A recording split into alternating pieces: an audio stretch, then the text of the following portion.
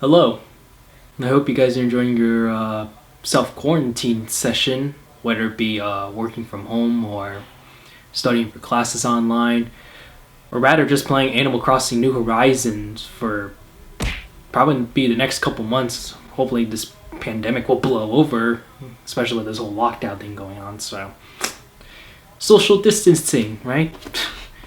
Anyway, let's get to the main video here. So we have the integral from 0 to pi of 1 divided by a plus cosine theta d theta, assuming that a is greater than 1, constant a. So you can't really express this integral using any sort of elementary methods, meaning if you can't integrate this using like power rule, u substitution, integration by parts, etc. Those kind of things. So we're gonna have to take a different approach here. So what do I mean by that? So we're getting into complex analysis. Specifically, we are taking a look at an improper integral with trig substitution, and then also applying residue theorem to also help calculate this integral at the same time. So with that, let's actually get started. Okay, so first thing we want to take a look at is cosine theta. Cosine theta is also equal to e to the I theta minus or plus e to the negative I theta divided by 2. And let's also say that z is equal to e to the I theta, and this is not really necessary to point out, but z conjugate is equal to 1 over z. The conjugate's not really important to state here, but this is just another way to state it's equal to 1 divided by z. If you'd like to look up more information on what conjugates are in a complex number, feel free to do so. That's not what I'm here to explain. I'm just here to tell you. So when we rewrite this, we let cosine theta equals, I'm going to take out the 1/2, so it's 1/2 times z being equal e to the I theta, then plus e to the negative I theta, which is the same thing as 1 divided by e to the I theta. That's why we define z conjugate. So we write this as 1 divided by z. Then we distribute this and write this out as z divided by 2 plus 1 divided by 2z. And then we rewrite the expression, we get a common denominator, so that would be here, and then this will be z squared because you multiply z to both the top and the bottom. Clean this up, then we get z squared plus 1 divided by 2z. Now we have a plus cosine theta, which is just equal to a plus cosine theta, which is equal to this in terms of z, so z squared plus 1 divided by 2z. And rewrite this again, we have get a common denominator, 2z, this will be z squared plus 1. Over here we just multiply by 2z times a, so it's 2az. That's equal to, and I will write z squared as the leading term, just like because it's like a quadratic polynomial, so we write as that. So z squared plus 2az plus 1 divided by 2z. Okay. So far so good. Now, one thing to analyze is because cosine theta is an even function, so what we can do is that we can actually rewrite this integral. So this original integral is also equal to the same thing as 1/2 times the integral from 0 to, not pi, but instead 2 pi of 1 divided by a plus cosine theta d theta. Now, next thing we want to do is do our substitution, meaning we convert all our terms of data into z. So that way z is our complex number as well. So this means since we have z is equal to e to the I theta, that means we do the substitution, dz is equal to, take the derivative of this in respect to theta, so it's I times e to the I theta d theta, then dz is equal to I times z, because z is equal to e to the I theta, so we just replace that d theta, then divide that by both sides by iz, And that way we have our substitution for d theta. D theta equals dz divided by I times z. So, as you know, with substitutions, that means the bounds also change as well. Specifically, when we're dealing with complex numbers or variables, this means that this integral is going to change, and because we're doing this is a sort of parameterization. That's very hard to say. We're trying to parameterize our bounds. So this time with complex variables, we're actually doing with a contour integral specifically, or a line integral rather. So because we have our polar form e to the I theta, that also is equivalent to, when not really equivalent, but when parameterizing the integral. So that means we have that our parametrization is the unit circle. So this means we have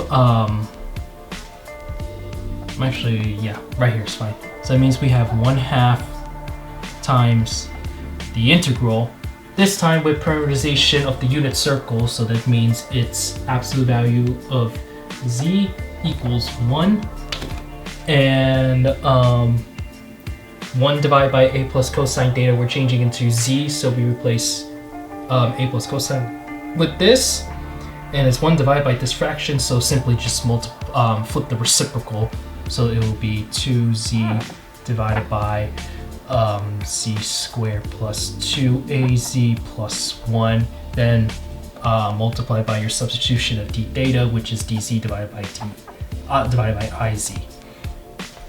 So we can now clean this up a bit. So we can 2 is a constant, we can move that outside. This will just be 1, and we have I times z. So the z's from both the numerator and denominator will cancel out, and we're left with 1 divided by I, still a number, so we can move that outside. This will be 1 divided by I, the integral of absolute value of z is 1, so this will just be 1 divided by z squared plus 2az plus 1 dz. And we can also rewrite this because there's an I in the denominator. Usually multiplying with dividing, having a fraction with the I in the denominator, you don't want that. It's kind of the same property, just like having not having a square root in the denominator. So you multiply its from top to bottom so that it cancels out. So multiply I from top and bottom, you get an I square on the denominator, so that's actually equal to -1, and then multiply I from the numerator, it's I divided by -1, so it's just simply -I. So -I, the integral z equals 1 of 1 divided by z squared plus 2az plus 1 dz. Alright, so that's what we have so far. Now you can't really integrate this as the way it is. Either you try to use substitution, or well, especially because this is also a contour integral, so you can't really use those methods. So so this time the next step is we actually have to use the residue theory. So what does that say? Meaning, what we have to do first in order to apply residue theorem is we have to find our poles from the denominator specifically. So meaning we have to find our solution z such that depending on our whatever our parameterization is, being the absolute value of z is equal to 1, the unit circle, we need to check whether to see if those solutions fall inside the circle, meaning we could apply residue theorem, or if the solutions lie outside of the circle, either one or all of them, depending, then you do not apply the residue theorem for that. So since we have a quadratic polynomial here, so we can actually apply quadratic formula to find our solution z. So that's what we're gonna do. I'm actually gonna be using a different marker this time. So we're gonna use what do I got? I got a blue. I can use blue. So blue right here. All right. So also I want to write that f of z is equal to this function here. So give me 1 second. So f of z is equal to 1 divided by z squared plus 2az plus 1. Okay, that's our f of z. And now we can actually apply quadratic formula to find our poles, aka like find our solutions. So, well, you guys know how quadratic formula works. It's just z is equal to negative b plus or minus the square root of b squared minus 4ac divided by 2a. So plug in your coefficients respectively of what's here. So our a being 1, our b being 2a, and then our c being 1. So that means this would give us negative 2a plus or minus the square root of 2a squared minus 4. A is 1, c is 1, so that's just 4. All of that being divided by 2 times 1, so 2. And then we can rewrite this as negative 2a plus or minus 2a squared is 4a squared minus 4. Factor out the 4, then take a square root is 2, so 2 times the square root of a squared minus 1 divided by 2. And this means we have we have two solutions. Z1 equals, all the 2's will cancel out, so negative a plus the square root of a squared minus 1, and Z2 equals negative a minus the square root of a squared minus 1. Okay. And since we have our solutions, I'm actually gonna expand this function out into binomial factors. So this is also the same as z minus, what is it, negative a plus square root of a squared minus 1 times z minus negative a minus the square root of a squared minus 1. And its numerator is 1. Okay. This is also equal to this. Okay. Now that we have our solutions, aka these are our poles, now we need to check whether they lie inside the contour or outside the contour. In this case, check to see if our parameterization, our unit circle, if our solutions, if they lie inside the circle or lie outside the circle, depending on whether we need to use the residue theorem or not. So next, I'm going to draw out our parameterization, which is the absolute value of z is equal 1, our unit circle. I'm actually going to use blue for this one. And pardon my drawing since it's not best, but I'm here to just address a point here. So our circle right here, this is our parameterization. Z is equal to 1, 1, 1, negative 1, and then negative 1. Okay. Now, okay, so since we have a is greater than 1, that's our assumption that's given to us. So assumption that a is greater than 1. So now, if we were to plug a into our solution, let's say, let's actually try some numbers to see. Let's try 2. So if let's say a is 2, so let's plug in 2 for a. So negative 2 plus the square root of 3, that's a negative number. That's negative 0.87, I believe. It's greater than negative 1, obviously. But now if you were to take its absolute value, you plug its solution to the parameterization, so the absolute value is z1. If you do that, then it's just a positive of the negative 0.87, so that's just 8.07, 8.87. Sorry, I'm getting the numbers mixed up. That means it's less than 1, okay? So this is actually equates to equals to a real number. So if you were to follow the real axis and the imaginary axis, that means negative a plus the square root of a squared minus 1. It has to lie somewhere around here or anything here. So it lies in our circle. So yes, we can calculate the residue for z1. But now let's check z2. So let's say a is 2, for example. negative 2 minus the square root of 4 minus 3, so negative 2 minus the square root of 3. That's actually equal to negative 3.87. I believe the decimal. It doesn't come out to a fraction. I'm just gonna tell you that, obviously. But take its absolute value, you plug its solution here, so the absolute value is v2. It's actually greater than 1. So plug that to the you plug that point representation in, it's going to be outside, so it's going to be like somewhere around here or further. It's 3.8 something. So this clearly means it's outside the circle and more importantly outside the contour. So this means this means that we cannot calculate its residue for Z2. So the only residue we have to calculate is the solution Z1 equals negative a plus square root of a squared minus 1. So now we have our formula for finding the residue of a function at a pole. So the formula is defined as the residue of f of z. I'm going to say Z1 for this. This is equal to the limit as z approaches z1 of z minus z1 times f of z being this. Okay, so this means z minus z1, that goes in the numerator, but however that will actually cancel out one of the terms from the denominator right here specifically. So this means that what we're really calculating is this. Now we're back to red.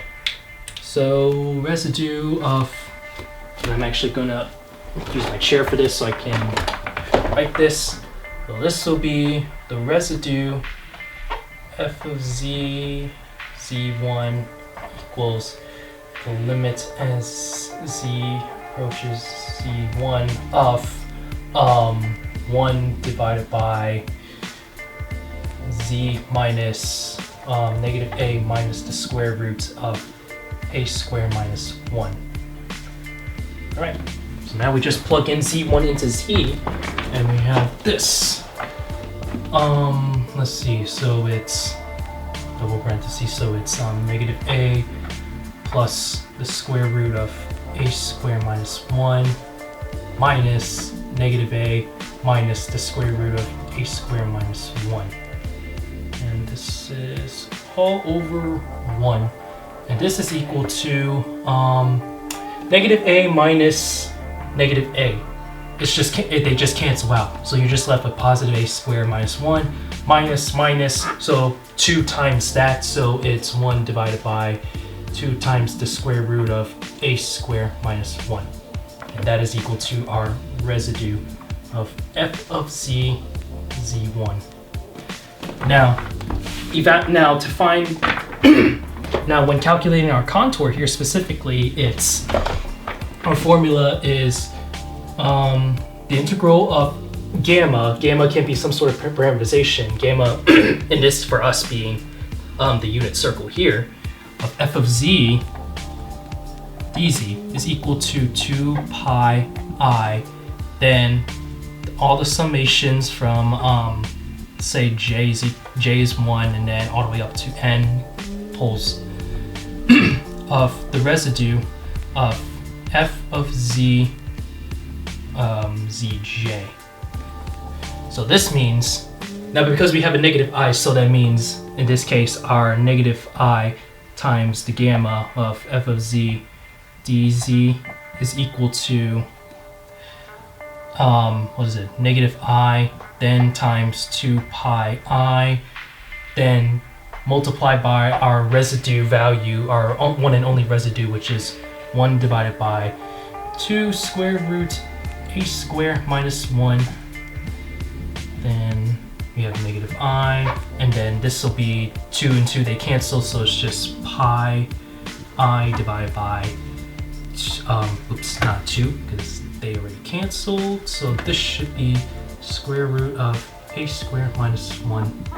And negative I times I, negative I squared, so that's equal to 1. So that means it's pi divided by the square root of a squared minus 1. This is equal to our original integral 0 to pi of 1 divided by a plus cosine theta d theta. And I'm gonna use blue to for our answer. Right here. Let's get the light. Hold on. Alright, there we go. And there you have it. We have our answer. It comes down to pi divided by the square root of a squared minus 1. A being any number being greater than 1. So yeah. Yeah, there's a lot of improper integrals out there that for the most part you would actually have to use residue theorem to help calculate these. And like I said before, it's really hard to use the elementary methods just for simply evaluating this. It's just, I don't want to say it's impossible, but it's just there's like a lot of work involved and it's very tedious, which sometimes it just gets everything confusing, if you get my drift with that. So anyway, that wraps it up for this video. So thank you guys so much for watching. Feel free to like, comment, subscribe to the video. I also did a video on calculating another integral using complex analysis up the square root of -1 raised to the x dx. You should definitely check that out. And yeah, so you know, wash your hands. Don't touch things you're not supposed to touch or lick, you know, stay home. Don't go out if you don't have to go out, really. That's, you know, this whole pandemic's all about staying home and social distancing. So if you don't need to go out, don't go out. Let's just stay safe, everybody. That's all I gotta tell you. Just stay safe.